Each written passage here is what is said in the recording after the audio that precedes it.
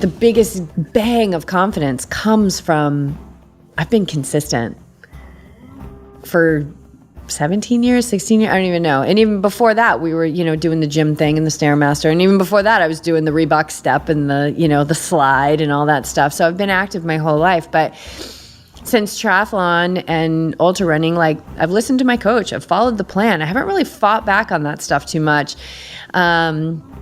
I've just executed, and I've been consistent for almost 2 decades. And so, yeah, I've got the confidence that, but if you're an athlete that's not consistent, if you're all or nothing, if you're high and low and you're going to go out and do this epic thing, your decision to go do it is not wrong. It's not wrong, but be very aware of there will be, right? Cause and effect. This is scientific law, cause and effect, that there will be a cost. And so are you okay with what that cost is? Because if you're not okay with it, then you start fighting it, then maybe you doubt the decision that you made, you think the decision was wrong, you're beating yourself up, and none of this is really moving you in that direction of, come full circle in this conversation to belief in self and trust, which is monumental. It's really, really important in your ability to succeed. You want to get to the starting line. How can you best get to the starting line? Consistency and ebbing and flowing ever so slightly, maybe going up a little bit and recovering and going up a little bit and recovering consistently versus having major, let's just call it weekend workouts, and then you do nothing during the week. Really big opportunity for stuff to happen in the body and show up and not allow you to get to that starting line. So I think when you loop it into racing, and if racing is really something that you enjoy doing, wouldn't you want to do everything possible to get to that starting line? And I think what happens is, yes, you want to get to that starting line, but then the ego tends to get in there and says, well, I need to get super strong and fit to get to that starting line. And that's where the self-regulation really comes in. Being able to understand maybe you don't need to do 20 100s, maybe just 10 100s are good right now, and it gives you enough dose of fitness to get you to the next day and the next day and the next day. Because it's this stacking day after day after day that really builds a foundation and you shouldn't say hardening of the body, but an awareness in the body that it can do things every day. It's building strength and durability. And when you do the inconsistent training and you do the highs and lows, the body doesn't really know what is true and what is not true.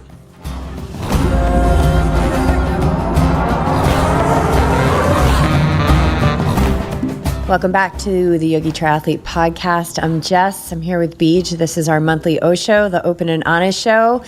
We're not quite sure what we're going to be throwing down today, but we're going to do it truthfully. Satya. In yoga, we call it satya, truthfulness. But what trumps truthfulness, BJ? Love. Non-violence. Non-violence. Love. Yeah. So for those of you who have never had a problem with direct communication, telling the truth, we need to look at, if that heart is open, because sometimes truth can really hurt. So we don't want to hurt people. All right. That's a little lesson in the yamas, which are the two of the ethical guiding principles of yoga. So here we are. It's March. Is it March? It's March. It's March. Yep. And we just got back in from the pool, and we had that do we take a nap? Do we grab a coffee? Do we take a nap? Do we walk the dogs? Grab a coffee? Do we take a nap? Do we do both? What do I do? Decaf, latte, what? We chose a walk downtown with Clark and his best friend Rumi and Dr. Laura. And now we're here throwing down a podcast. We still have Coach Liz in town. She's been in town now for a couple of weeks. So we're actually going to go out and catch the sunset with her at a fancy schmancy resort on the water after this. And yeah.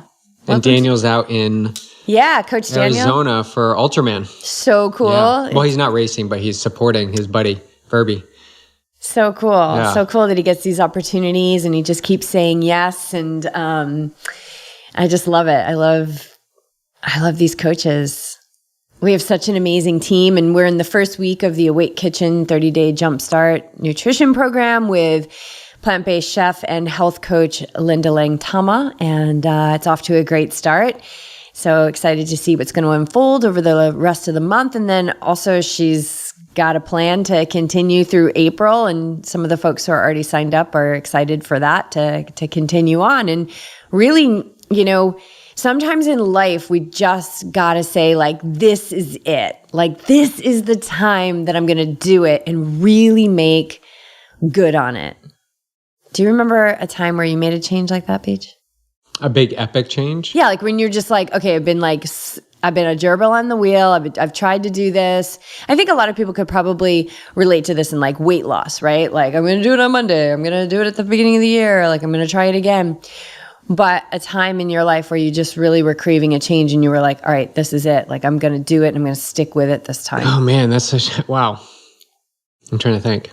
The first thing that comes to mind is my perspective on preparing for presentations or going in for my yearly review with my boss, and getting all worked up about it and preparing and practicing. And, what if I say this, will it allow me to make more? Will she offer me more? Or like, it was just such a all-consuming experience. And when I finally just let it go, meaning it's not that I didn't care, I had no attachment to the outcome. I realized I just love what I do. Whatever is presented to me in this review is a gift. I'm in amazing appreciation and gratitude for just being able to be here. And after that, things just got so much easier. So I guess that epic moment is like, I don't get myself all worked up about, saying the right thing or doing the right thing. I just feel into me, and it's much more easeful. Yeah. Does that make sense? Yeah. It's the first thing that came to mind. Yeah. Because you spent many years before, like, in nervous preparation. Yeah. For experiences like that. Yeah. And so there was a point where you were like, okay, that doesn't really feel that great. It doesn't. It creates like ickiness inside. Yeah. It's a good word that I use. So ickiness, but I really have embraced it. And from that experience, I've embraced a lot of that through other facets of my life now too. A lot more easeful. Yeah. Versus controlling. I guess that's a controlling thing, right? I want to control the outcome of this review. Yeah. I want to set all the steps up possible so that I know as much as I can going into that thing. But now I just go in. Well, I don't have reviews, but I go into experiences or even camp, being in front of people just with an open, welcoming energy that says the words will come to me, everything will come in the perfect time. Don't sweat the small stuff. And realizing that they're probably more nervous on their end than I would be on mine, because tables have turned. When I would go to camps, I would be that person that's like, oh my God, what are they thinking about me? Am I good enough? Am I going to be able to keep up the paces? And so it's kind of turned, and everyone's all consumed. Yeah, isn't that funny? I'm glad you brought that up. Yeah, like with camp, we don't necessarily feel the worry from athletes about being too fast for camp. It's all about being like, I don't want to slow the group down. And isn't that kind of the same energy that you were moving from as you prepared for these reviews and things? Is this like base level, like I'm not good enough kind of thing, which I think it's so cool what we do as endurance athletes, because we set these goals and, we show up, we do the work as best we can with the tools we have, and we achieve those goals. And I think that there's got to be a byproduct of that. That's just, we get confidence from what we do as athletes. Repetition. Over and over and over again. This is the thing that we do in giving workouts, similar workouts week after week, or maybe modifying things or coming into a full cycle of workouts. So we won't see a workout. Maybe we'll see it every 4th or 6th week as like a test or a gauge as to how athletes are performing. But it's that repetition over and over and over and over again, so that you build confidence. And that's, and just the way that our bodies are wired and our brains are wired, like we're gonna get that memory in there, which is going to be familiar, which is going to be confident, because it's going to be certainty. And I think the battle, certainty. The mind craves that certainty. But I think the massaging of that experience is the mind saying, I should be going faster, where the workout dictates, you just need to hit this time over and over again right now. So the mind is saying, oh, but I already hit those times, I'm going to try and go faster. But the confidence, in my opinion, is repeating that workout at that time over and over and over again until the time when you're ready to bump it up to the next, whatever interval that is, if we're talking about swimming or running or actually biking, whatever it is, so that we have this foundation that we've been successful over and over and over again. It's like the many small wins that Michael Phelps always talks about over and over. Like, how many wins can you accumulate? And we're just saying, let's get a lot of wins doing this one particular workout on one particular set. So things are constantly repeating, and then confidence, because you know you can do it. You know, the mind knows, there's the certainty. It knows it can do it. And that piece of like, well, I can run faster than this. Like, that's self-regulation. That's self-control. Yeah. Which is so important. So important, self-control. Well, I think that self-control is like getting into that space between stimulus and response, right? So you set up your bike and the day before the race, and everything's like perfect, and you do all the things, and you put your trash bag on your bike seat, which BJ and I can't figure out, because aren't you wet when you get on the bike? If somebody can help us with that. I know there's probably we've asked a reason. this before, though. Somebody said when we were at Malibu, it's because of sand. But on your bike seat, I don't get that. But yeah, on bike seats, I'm not quite sure. So then you go for a practice swim, and you come back and somebody's like knocked your bike down, and your nutrition's everywhere and there's a scratch on it. Like, what is that reaction? Is it like really feeling into the essence of that? Because that can be a huge expenditure of energy that's unnecessary, that when harnessed through training the mind and being in self-control, you can harness that energy. You can keep that energy inside. Let it build. I mean, feel what you're feeling. I'm not saying deny what you're feeling, but like watch how far down the road into that reaction, into the engagement of the commentary about it you go. Because there's a point where it just becomes gratuitous energy expenditure that, is just... It's not helpful for racing. It's not helpful for your future, because that feeling that you're going down the road with is, your point of attraction and what you're creating in that moment for the future. And at the base level, the reaction that you have, does it feel good? Like, don't we want to feel good? And if that stirs up anger, or there's been a wrongdoing against me, right? And you get that heightened level. Does it make you feel good? That's one thing I really have been focusing on. Like, does it make me feel good? And if it doesn't make me feel good, there's got to be a way to release that and move it up and out of my body or my feeling, or really what I'm trying to say is understand the emotion that's up, feel it, and work on, I don't want to feel this again.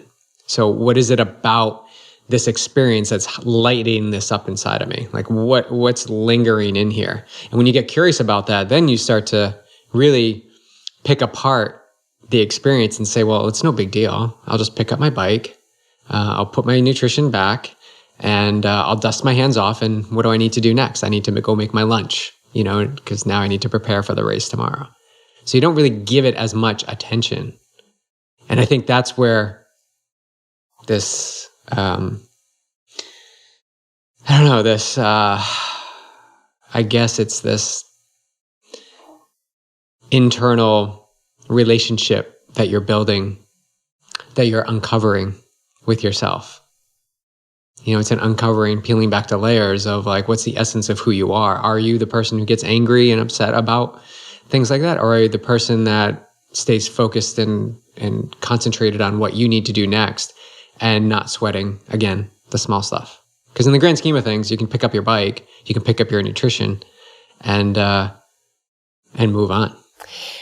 And there's a bigger piece of this that when we stop going down that like extraneous road of expanding anger and victimhood and I've been wronged and things like that, as we starve that of our attention, like you said, we feel whatever it is that we feel and then let it move, like just let it go without resistance and let it go without becoming its partner and engaging it and expanding it, is that those neural pathways, those behavior patterns begin to fade away. So the extreme reaction that I probably would have had, 15 years ago when something like that happened, I would probably have very little reaction right now, or perhaps approach it like, oh, look at that little test from the universe, or whatever. Like those things to me are all lessons. They're not hardships. They're life lessons. They're like, oh, some of them are just like reference points. Like, oh, okay, cool. So that all got knocked down and my bike's all scratched now. I just got an opportunity to see like, where am I chilling on the vibrational, like realm on the spectrum? Like, where am I chilling? Am I calm? Am I unshakable? Or am I getting really shaken by something that in the grand scheme of things does not matter whatsoever?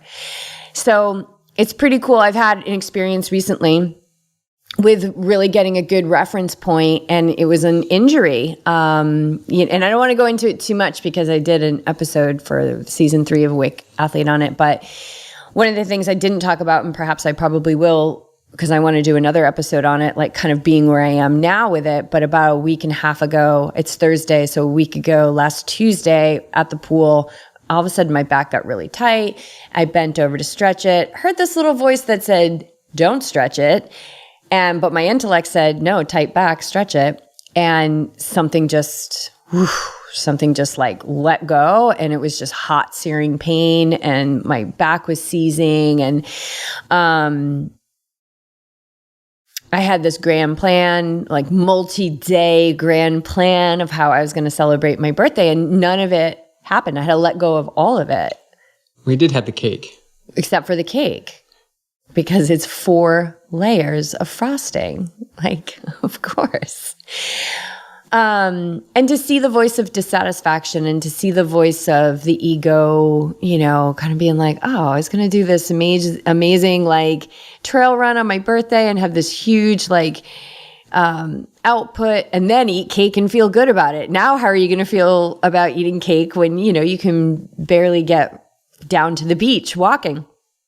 So it was cool to see that reference point, because I would say a turning point was probably, I don't know, maybe like, I don't know. I feel like it's been gradual. So I don't want to say it was a turning point, because even at the beginning of triathlon, because I was studying the body so much, I was gaining so much information about the body that I was just in such awe of the miraculous ways in which it works just inherently. So I feel like I've had a lot of gratitude even throughout, but like the emotion and the crying and the anger or the frustration of having an injury, that stuff has like faded away. And it's so amazing to think that that happens so naturally as a result of sitting on a cushion every morning and getting quiet. And why that works is because getting quiet, meaning I'm quieting my body. I'm quieting my mind by focusing the mind on just one thing. Not all the things that I have to do in a day, but continually focus it on one thing. And what that does is it drops us into a frequency that is aligned with the part of us that's never in the fight, which is so cool. So every time you sit in meditation, even if your mind is busy, you're still taking away a slice of that non-resistant energy with you as you walk into your day. Like, and even if you just get off the meditation pillow and then you're hell on wheels for the rest of the day, which I don't recommend. Like, I recommend you take your meditation practice into your life and pay attention to what you're doing while you're doing it, and pay attention to how you feel and what that attraction point is. Like, the power of communing with that in stillness with yourself is so powerful that I don't think there's anything you can do to really thwart the results.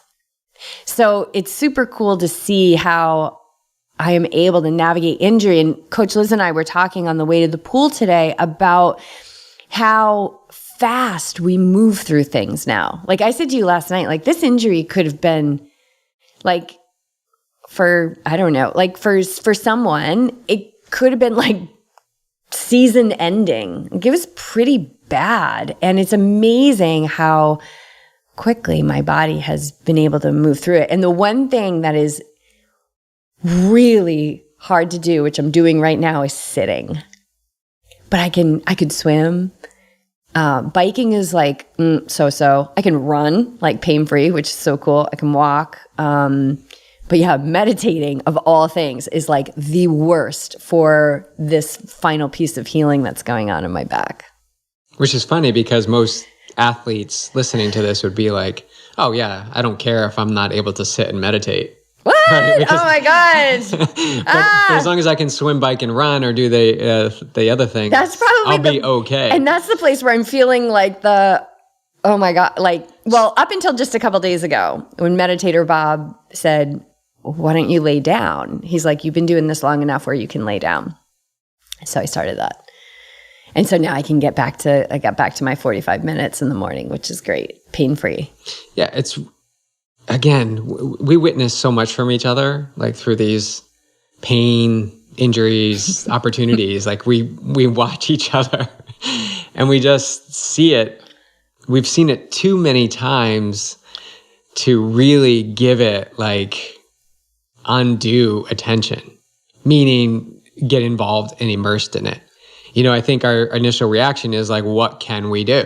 Let's start doing it. Usually it's putting heat on, and it's probably taking any intensity out of our workouts and sessions and really getting the fuel and juices in and the water in, and just, you know, really hyper focused on that and getting some rest and sleep, and maybe taking our days down a little bit and in what our commitment level is. So there's all these things that you and I both do as these injuries and opportunities present themselves. But then we always, and I'll use that word always return to some form of activity within 24 or 48 hours, like something, walking Clark at the very least, getting into the pool, even just immersing yourself in the pool. I think you had like 15,000 yards? I had like close to 14,000 yards. 14,000 yards. That was my biggest week.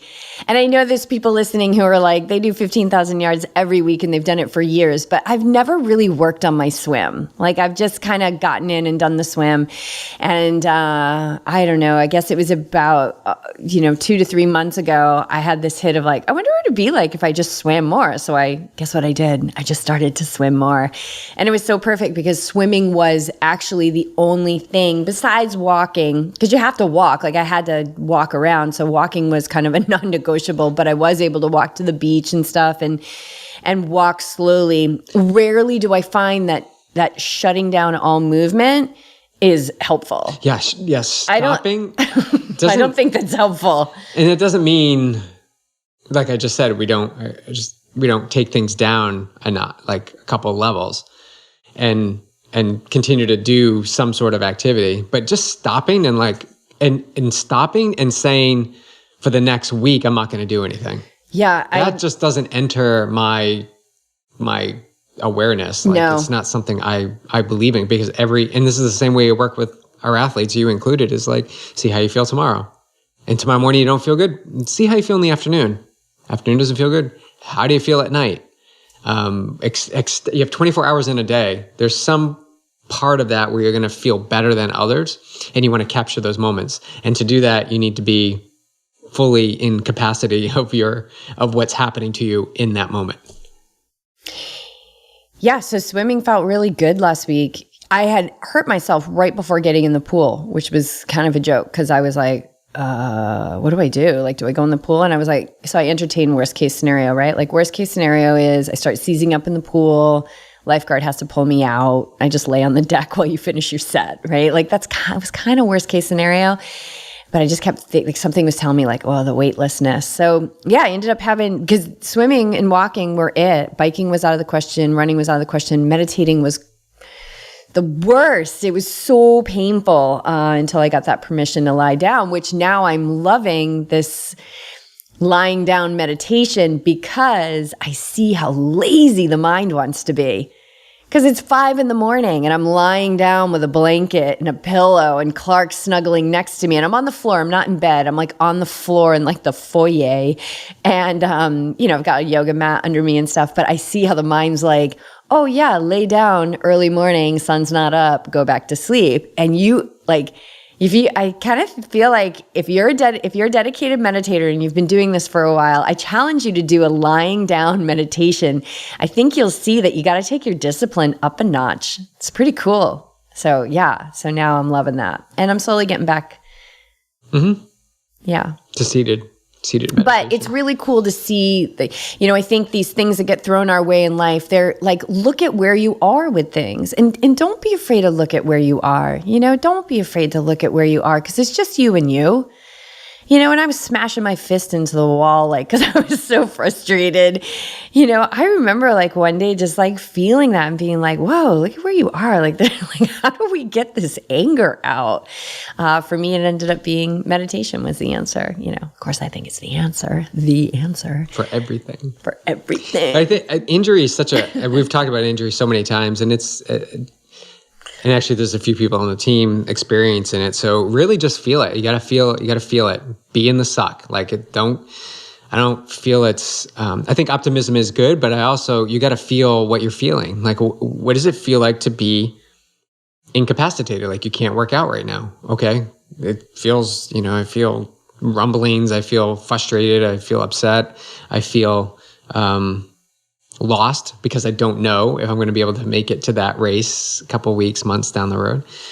But instead, once you start to feel that, okay, you feel that. Well, I don't want to feel that. Again, I don't want to feel this ickiness that's happening. I want to feel good. So what does make me feel good? What can I do? And you've talked about this many times. Just start writing down what you can do. I'm so grateful I can go to my job and make money. I'm so grateful I can turn the key in my car and drive myself to work. I'm so grateful I have food in the fridge and I can actually feed myself to fuel me throughout the day and get into that appreciation. And it's not easy at first. I know you were well beyond me when I had my darkest moment with injury and I didn't want to be told. I didn't want to be shine the light on all those things, but... You didn't want me to tell you that taking Oxy and drinking wine wasn't good. Yeah, I don't even want any of that. I know what you I'm were doing. Like, don't. I'm like, okay. So I said a little prayer for you instead. Thank you. I needed your prayers and everyone else's. Because you're just like, you have zero tolerance, dude. When was the last time you had been on that kind of medication? Long time.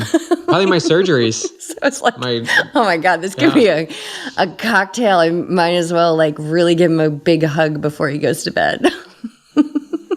Yeah. Big learning. Do they still give things like that? Like, do they still give think so. Like oxy? Like, what was it? Oxycodone? Oxycodone, I think. And some Cabernet? Yeah. We're not recommending this as a solution, you guys. I would not recommend it. So if somebody goes out and starts mixing this stuff, don't come back to us. And I'm very... We recommend sitting with yourself in meditation and getting into a safe space of the part of you that, is never fearful or angry or resistant. Much more fulfilling. It's really cool to think, guys, that part of us exists and it's within you right now. So if you're in a struggle, know that there's a part of you. Like, just take a moment right now, close your eyes, take a breath. Can you begin to feel? And it might take your imagination. You might have to use your imagination at first. If you're far away from it, use your imagination to feel, to begin to embody that there's this part of you that is unshakable. It's non-moving. It's not changing. I just think a lot of us haven't tapped into that yet. Yeah. It's there. It's there in every one of us. Yeah. It's so cool to think. And we just had on, I guess, I can't remember, but it was the reinforcement of having more experiences, because through experiences you gain confidence. Back to what we were talking about before. Ashley. Was that Ashley Winchester? Could have been yes. Ashley. Yes. That's going to come out after this comes out. She's going to come out, I think, the beginning of April. Great conversation. But have that experience. Like, have the experiences that maybe feel uncomfortable at first, so that you can get to know this unshakability that exists inside of you. Yeah, we were just recently talking to meditator Bob about like just challenges in life. So we've been talking about injury, but it could be like an emotional challenge, right? It could be a heartbreak. It could be a loss, like somebody maybe you love has left the earth. Like it could be something like that. And I don't know if you remember this. It was actually before I got injured, which was interesting. But it was not last session, but the session before. And he was saying like how we have there's this part of us that's like, oh, I just want it to go away. I just want to feel better. And he's like, no, we shouldn't be like that. Like you really want to feel it. Like take time with it. It's teaching you. It's a lesson. It's not a hardship. It's not because you're less than. It's not because you have bad luck. It's there for you to grow. And so don't not that you have to linger in it and keep it around forever, but like, be patient with it. Be patient with yourself. And I think that that's grace, right? Having grace for our process. I remember right before running the Denver Marathon, which was my first marathon, I was out for a run on the South Boulder Creek Trail. And my calf just, blew in one of the hot searing pain, the whole thing. And I was so angry at first because I was really down on myself at that point in my life, thought I was a crappy runner who always got injured. And guess what? I was a crappy runner who always got injured because it's going to be whatever you believe it to be. And I remember saying to myself, and this was a little bit of a tough love, and that's just where I was at the time. And so this worked for me, right? Like, so wherever you are, find what works for you, because what works for me might not work for you. You got to find what works for you. And I remember I was like, I was talking to myself. I was like, you've got 2 miles to get home. You're going to cry. You're going to be angry. You're going to do whatever you need to do. Scream, like be a little baby, do whatever you need to do. And when you walk in that door, it's done. Let it all go out here. And that was the first time that I really threw down some self-control. Like, I guess, I don't know if that's the word I'm using for it, but kind of like get it out. And then when you shut the door after you go in the house, you leave it out, like no more. Now you move into what I would now say is solution energy. Like then you move into healing. But perhaps what I didn't see at that time was that 2 miles of kicking and screaming was also a part of my healing. So wherever you are, and just you're more powerful than being lost. So find in those moments what works for you, because you are capable of finding that. It's inherently baked into you. Yeah. Don't wish it away. Don't wish it to move too quickly.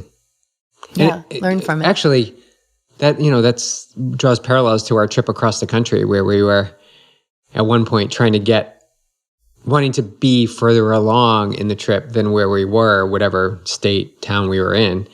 And we both had that moment where we're just like, no, we just need to experience this place so that we know what our relationship with is, whether we come back or not. Like we've had the experience. We weren't trying to rush through to get to the West Coast as soon as possible. That's why it took us 6 months and 7,000 miles to get across the country. I love that it took 7,000 miles to drive like 3,000 miles. I love that too. But we had to slow down and experience it, really soak it up. I think it's challenging, I'll speak for myself, as athletes to slow down. I as a yoga teacher too, as I listen to the breath in class and teaching new students, it's like this constant, like, let's move. I feel the energy to like move on to the next thing, when we just get so much more depth and expansiveness when we really settle in for long periods of time. And really, in yoga, for example, the breath, just really feel these breaths in all the way up to the top, right? And then all the way out. So you're for once in your entire day, you're actually manually choosing when to breathe in and when to breathe out, when it's automatic most often, and we don't even think about it. So yeah, I think a slowing down is pretty powerful. And that's Ashley Winchester talks about that too. Like one of the biggest learnings she had from nature, being out in nature, was slowing down, even though she's trying to get all these fastest known times, which I love that. Well, there's that but contrast. there's so much truth around that, and she's experiencing it through running and her connection to nature. I've experienced it through just being mindful in my life, is that as we slow down, we actually speed up because we're more efficient, we're more exact, we're more true in our words. There's less spending time, like think about all the time that's just spent regretting, rehashing. I think rehashing kind of just says it all, like rehashing how much time. So as we're present in a moment and taking action, speaking words, we're actually speeding up the rhythm of our life, because we don't have all this time that's being wasted in the rehash or the rehearse, which is what you were doing prior to those. I used to do that too. Dude, I used to do that with fights. Like, you would play it all out? Oh, yeah. I would go in there, and I was really good. I always thought like I should be an actress because I like remember my fight that I'm going to throw down. And it was oh, yuck. But yeah, I used to do that, and I would come out victorious. And gosh, the other person, so sorry. Typically it was my high school boyfriend, such a nice guy. But yeah, I used to rehearse stuff, but not just in like, boyfriend, girlfriend relationships, but like bosses and things like that. I was like a rehearse queen. And then, with that rehash, which is all ego. Ego is rehearsing and rehashing. And it's what I found is it's not who I am.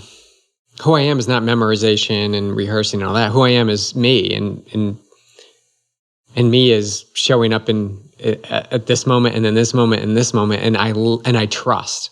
You had mentioned trust earlier. Like I trust that whatever presents itself is exactly what's supposed to present itself. And it's actually more fulfilling, I've found, over the past few years, through training, through conversations, through all experiences, being with family, like just trusting that me is me.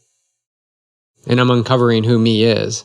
And to rehearse and memorize and all of those things that we do to prepare ourselves to control the situation and the outcome just doesn't feel good. It doesn't feel good. Back to feeling good. I don't feel good when that happens. I feel nervous. I feel anxious. I feel fearful, doubt. I'd never have gone to a presentation or a meeting or a review with notes and rehearsing and felt great. I've always had this edge of like what's happening? Like what could happen here? I don't know. Whereas it's like a prison. Sounds terrible. But when I just let things flow, and it's natural. I don't attach to what the outcome is. I just know that it's for my best interest. I trust. I just trust. And you got to be willing. I think this is also, goes for setting big goals and doing big things with our athletics, is like, you got to be willing to like blow up and go in there. And, and this is gold in our yoga teacher training. I remember one of the exercises we had is we'd call a pose. So let's say like triangle pose, and we'd have them the whole class. So you've got like, 25 people in triangle pose. And the deal is it's 3 minutes and it's silence unless words come. Okay. So it's this really, really fine silk thread line of planning something, like thinking about what you're going to say and saying it, or just from the silence, the words rise and they flow from present moment. Meaning if somebody said, "What did you just say?" You'd be like, "Oh my God, did I just say something?" Like, I don't know what I just said. And so, and Philip would always be able to tell, like, I would, you'd say something like, I have no idea, but totally be able to tell when it's contrived and when it's not contrived. And so the point of that exercise, maybe was humility. But I think the primary point of that exercise was learning to trust the present moment. That the words will come not a moment too soon, which the mind hates, the conditioned mind, and not a moment too late. Everything comes right on time. And oh man. And so that's what we're talking about when we're talking about like trust in self, is really like trust in that moment, trust of the present moment. So you're talking about the teacher's perspective of being in a class and wanting to say something, to interrupt the silence, to do something versus sitting and waiting. I'm just clarifying. As a teacher, not from the student's perspective. As a teacher. As a teacher. And you're watching 25 people now holding a pose and sensation is building and they're getting fidgety and you want to save them, but that's not your job. Right. Our job was to see them as capable. And what I was learning was how to speak from the present moment. And this is what I learned also when I went to teacher training. And Jess is referring to Philip and Renee from Live, Love, Teach and Rhode Island Power Yoga. And that's the essence of what they teach. They teach how to teach a class, not the poses. The poses are part of it. I don't want to say they don't do that. But the focus is on actually being able to stand up in front of 25 yogis and prepare them to be in triangle pose for 3 minutes. That is the work that I always it's what I gravitated to with this type of teacher training. And I realized soon, now that I think about it, when I went to your class 4 to 5 times a week, your specific class, I wouldn't go to anybody else. Again, a hard line. But yeah, you would say stuff in class and I'd be waiting for you because I took the class and students would come up to you and say like, well, what did you say about this? And they wanted to write it down or remember it. And I would say 9 times out of 10, your response was, I don't know what I said. I can't remember what I said. And the student just wants to hear it again. But it came in a flash. Well, because the intellect wants to grab onto it, right? Because I think it's trust, right? It wants to grab onto it because we don't trust that whatever we hear in a moment, like what resonates, like trust that, like, if it resonates with us, that means we're embodying it. Whoa, what'd you just do? Are you okay? Well, yeah. I thought you were like striking out. That was weird. Your eyes like rolled up. Well, I was just equating it. I don't want to interrupt you. Are you done with that? Yeah, go. But the same thing in the pool with the watch. You don't trust that your times and the yardage that you're doing without a watch is actually happening. So you need the watch so that you have that visual cue, so that you see it. You actually see it. Oh, I've hit 130 is on the 100, right? Versus what we did today where we just read the clock over and over again. We didn't have a watch. But you know and trust that you did 5,000 yards and you did them on whatever the intervals were, right? Yes. So the very thing that we're talking about, like the mind wants to hang on to that. Oh, the watch data says, it shows it right here. Whereas what you actually put into Training Peaks, let's wrap this around to athletes, is you just typed in 5,000 yards and you put in the notes, whatever. We left on, 24 of them on 155 and you just went through that. There's no real data for every single 100 that you did, right? There's no data at all. So the watch my watch was on the counter at home. Right, but this is what I love so much about removing that. Well, is this like if piece of technology if a tree falls in the wood and no one sees it, yeah. Does it? Yep. Like, did that swim happen? I don't know. It's in the past. It doesn't matter. Yeah. You trust that. I'm feeling something happen. Like if I feel that, like, I definitely feel the after 5,000 swim, like, if I laid down to meditate right now, I'd probably fall asleep. Hey, something I want to touch upon. Wow, we've been riffing. I don't even know what we've been talking about. I'm excited to listen to this again. I hope there's something in there, a couple pieces of gold for you guys to take away. We're just sharing from our experience, we're just living in a way that we feel is transparent. We have goals. We love to be competitive. I'm 50 years old, so there's things, I've got a lot of miles on this body and I'm navigating lots of sensation and not lots of sensation, but maybe recently, yes. And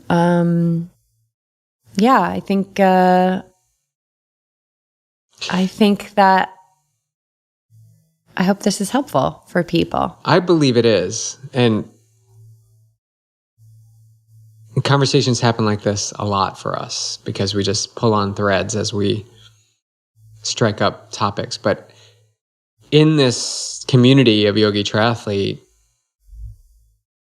again, it's not that we want to save everyone out there from the experiences that they're meant to have, but I feel like we can shine a light on possibilities and maybe questioning beliefs or patterns that you have developed throughout your training or, existence up to this point. And if we can just have this conversation and something like strikes, a lightning moment like it did for me, where I started looking, my eyeballs went to the back of my head, then maybe you can pull on that a little bit and begin to implement something in your life that maybe you didn't think could happen or maybe you never even just thought of. Never thought of. So it's not about saving you from all these experiences. Oh no, you're going to have experiences, right. And some of them are going to hurt really bad. Some are going to suck. And you're really, really, really going to want them to pass really quickly. But we encourage you to absorb them, or I should say, not absorb them, but like let them rise and let them move and learn from them because they're for you. It's all for you. Now, speaking of experiences, we were kind of talking about this. So I'm coming back, from this really acute injury. And, one of the other things on the bucket list was, do this 5 Peaks Challenge, which is 19 miles, about 4,600 feet of climbing. And although I was still able to walk about 15 miles last week, like I just got back into running this week. And I said to you this morning, because my ego likes it too. I was like, am I strong enough to do this? And of course, I know the answer is yes, but sometimes we like to hear that outside voice, especially from our loved ones. But something that I think is so brilliant that you've been shining a light on as us athletes, like perhaps are coming off an injury or something, and then they're going to do something crazy like a 19-mile trail run with 4,600 feet of climbing, 5 days after they started running again. Or that they're going to go out and do some, some other kind of epic thing where on paper, perhaps it doesn't really make sense. But the light that I like you shining on is this idea of like, you said to me this morning, yes, of course you're strong enough, but at what cost? And we're going to find that out. So I am willing to find that out, right? Like it might fire things up in my body. At what cost? And so as we do these things, like if we're leading up to an Ironman and we're like, I have to run a marathon, the coach is like, yeah, but your mileage doesn't, and you say, I'm going to do it anyway. And you go out and maybe do a secret training day where you just completely go rogue. What's secret training? What? Secret train? Yeah. I've heard that people do secret training. And you go out and you do this marathon, it's completely rogue and all of that. I think that that's not wrong. But I think a piece to take into consideration is this idea that BJ has brought in, this curiosity of like, are you willing to step into whatever the cost of that is? Yeah, and the dramatic, big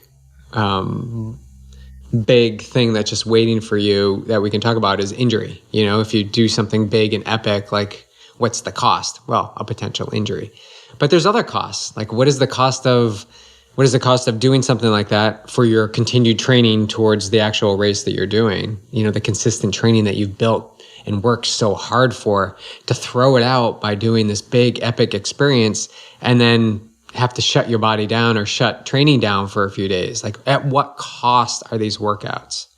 That's what I feel really passionate and strong about in your experience too. Of course you're strong. I know you can do this hike and run 19 miles for sure. on paper, it would say, absolutely do not do this because look at your mileage from the past few weeks going into this opportunity that you had in the body and you're recovering. But also, what does it say on paper for you for the past 20 years?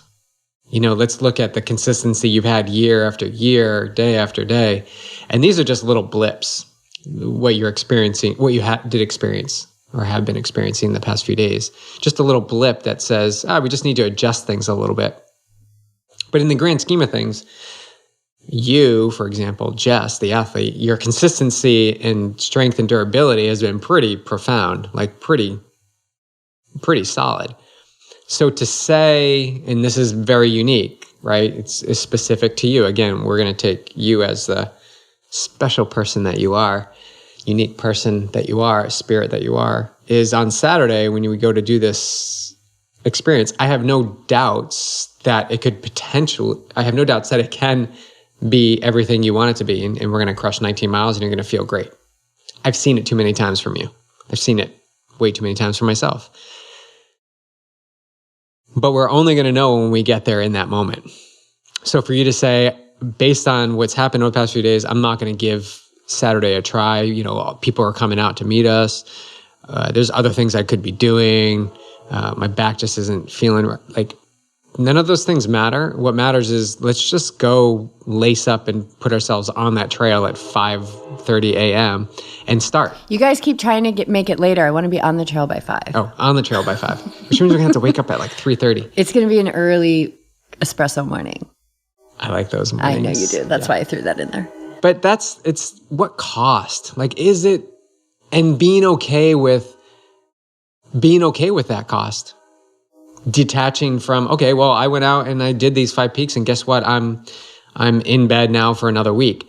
I know that you're okay with that. Like, I understand that because in that moment you made the decision, you were feeling good and you didn't worry about what was going to happen on Sunday or Monday. Oh, yeah. Getting too far ahead. So just being really in that conscious mind to make decisions. And when we're in that conscious mind, when we make decisions, we're present. And when we're present, we have all our faculties. We're really at our best. So that if doubt comes in, if fear comes in, it's like, but in that moment, I was very sure on this decision, and I am sure on this decision. We're going to show up, and we're going to take the first step, and we're going to see how it goes. I have a feeling it's going to be pretty awesome, and just whatever that is, whatever that looks like. In training peaks at the end of the day, because I will have my watch on, I think it's going to be, the feeling that I have is we're going to have a blast. I believe so too. And I think your belief is everything. What you believe to be is pretty powerful. I did want to say on these epic adventures, like it's an ebb and flow.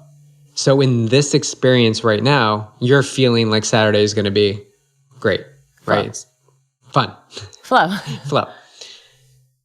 Maybe in 6 months from now, or a year from now, 6 years from now, it'll be a different week. You'll be having different goals, different experiences, and maybe this different timing, because you're doing this because it's your birthday.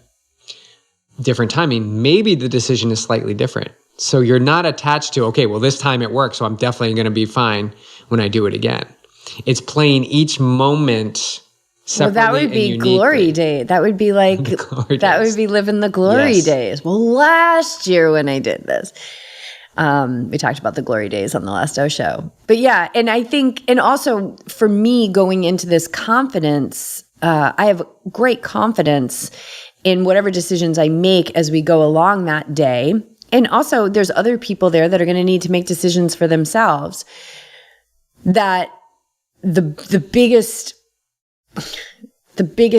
like bang of confidence comes from, I've been consistent for 17 years, 16 years, I don't even know. And even before that, we were, doing the gym thing and the Stairmaster. And even before that, I was doing the Reebok step and the slide and all that stuff. So I've been active my whole life. But since triathlon and ultra running, like I've listened to my coach, I've followed the plan. I haven't really fought back on that stuff too much. I've just executed and I've been consistent for almost 2 decades. And so, yeah, I've got the confidence that, but if If you're an athlete that's not consistent, if you're all or nothing, if you're high and low and you're going to go out and do this epic thing, your decision to go do it is not wrong. It's not wrong, but be very aware of like, there will be, right? Cause and effect. This is scientific law, cause and effect, that there will be a cost. And so are you okay with what that cost is? Because if you're not okay with it, then you start fighting it, then maybe you doubt the decision that you made, you think the decision was wrong, you're beating yourself up, and none of this is really moving you in that direction of, come full circle in this conversation to belief in self and trust, which is monumental. It's really, really important in your ability to succeed. And also to have ease, like, we can have ease in our life, but if we believe that the only way that we're gonna be able to achieve anything in our life or make a lot of money in our life is through hard work, then that is actually the only way we're gonna ever be able to achieve those things. But if we start to lean into more ease, more flow, you realize that with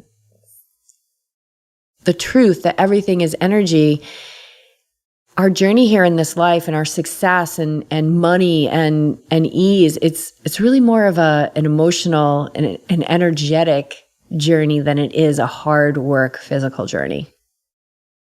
Well said. Yeah, more ease. If you want to tie this into racing. Yes.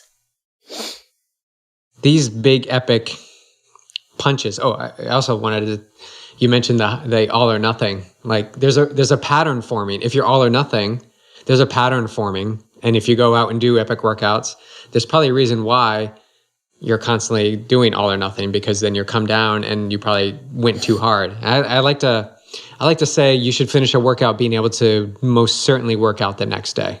Absolutely. There shouldn't be really a need to take a big full rest day off, in my opinion, with the kind of training we do. So I would rather see, so if we're looping this into racing, you want to get to the starting line. How can you best get to the starting line? Consistency and ebbing and flowing ever so slightly, maybe going up a little bit and recovering, and going up a little bit and recovering consistently, versus having major, let's just call it weekend workouts, and then you do nothing during the week. Really big opportunity for stuff to happen in the body and show up and not allow you to get to that starting line. So I think when you loop it into racing, and if racing is really something that you enjoy doing, wouldn't you want to do everything possible to get to that starting line? And I think what happens is, yes, you want to get to that starting line, but then the ego tends to get in there and says, well, I need to get super strong and fit to get to that starting line. And that's where the self-regulation really comes in. Being able to understand maybe you don't need to do 20 100s, maybe just 10 100s are good right now, and gives you enough dose of fitness to get you to the next day and the next day and the next day. Because it's this stacking day after day after day that really builds a foundation and you shouldn't say hardening of the body, but an awareness in the body that it can do things every day. It's building strength and durability. And when you do the inconsistent training and you do the highs and lows, the body doesn't really know what is true and what is not true. So it may show up sometimes and it may not show up other times. There's no consistency. So if we loop this into racing, I would say hands down, 30 consistent days of doing like something easy every day to get to the start line is a great place to start. Not going out and doing, one day of 8 hours of training and then the next day, nothing, and the next day nothing, and then the next day 6 hours of training. Yeah, and that kind of feast or famine mindset is gonna be throughout your life. You're gonna have high highs, low lows, right? Yeah, it's the theme. It's the theme that you're creating, whether you're conscious of it or not. It could just be a pattern. Yeah. And the path of yoga, the science of the mind, it's the middle path. It's the one that's like just kind of cruising along, and the people on the fast lane are like whizzing by, and you're like, oh, they're whizzing by. That kind of looks like fun. But then you realize then, they have a red light and you got a green light and you just keep going. Then you're like, oh, that's so weird because now I'm in front of them. Right? And then you see the other ones where they're, chilling and got the clicker and it's Netflix and they're binging. And you're like, oh, that kind of looks nice too. But then you realize that very soon you turn around, you can't even see that person because you keep moving forward and they're still on the couch with the clicker. So it's the middle road. And in the middle road doesn't mean that you don't have fun. It doesn't mean that you won't have anger. You still have all those great things. But you'll have less of that roller coaster ride of life, which creates a lot of stress. And it doesn't mean apathy. It means that you care very deeply, but you're also just really sure-footed in the way that you're moving through life. And I think that for me, that did not rise to the surface and become a major player in my life until I sat my butt down, and closed my eyes and shut my mouth and didn't move for a series of moments every day. It all comes back to meditation. Oh, I know. Training the mind. Thanks for bearing with us, guys. Science of the mind. I love yoga. You said that a couple of weeks ago, and I always kind of knew that, but it's the science of the mind. Science of the mind. So really focusing in on breathing and awareness. And if you look at the teachings of yoga, which are thousands of years old, and you look at modern science, modern science is catching up. It's catching up to what these sages were saying and these yogis were saying. This is, Indian spirituality. This is science. Spirituality is science. And it's really cool to see modern science, material science, they're catching up. It's really cool. So I like to go to the ancient science because it's so funny because it's thousands of years old, but it's also thousands of years ahead. It's kind of a mind bender. Let people ponder on that. Yeah. All right, cool. Hope you guys enjoyed the show. That's fun. It was a good one. Yeah. I love not knowing where things are going to go, and here we go. And here we go. I go. All right. What do you guys want to hear about? Drop us questions. Or if you're just liking the open and honest flow of our conversation, we'll keep doing that. But we're going to keep showing up consistently. And we're going to be at Oceanside yeah. April 2nd. So if you are planning to come and with BJ's dad, spectate and race, or all of it, all the above, or just come out and have fun, let us know. Clark will be there. My dad will be there. I'll be spectating. BJ will be racing. Clark will be spectating. Clark's not racing. No, Joy Boy. But the Joy Boy will be there. So we're thinking about getting him a Mucho Joy Boy shirt. What do you guys think about that? Yeah, Ted. That is for the Ted Lasso fans. You'll know what we're talking about. Mucho Joy Boy. I think it'd be pretty cute. Yeah. All right. Well, when Clark wakes up, we'll ask him about it. All right, you guys. We'll catch you next month. See ya.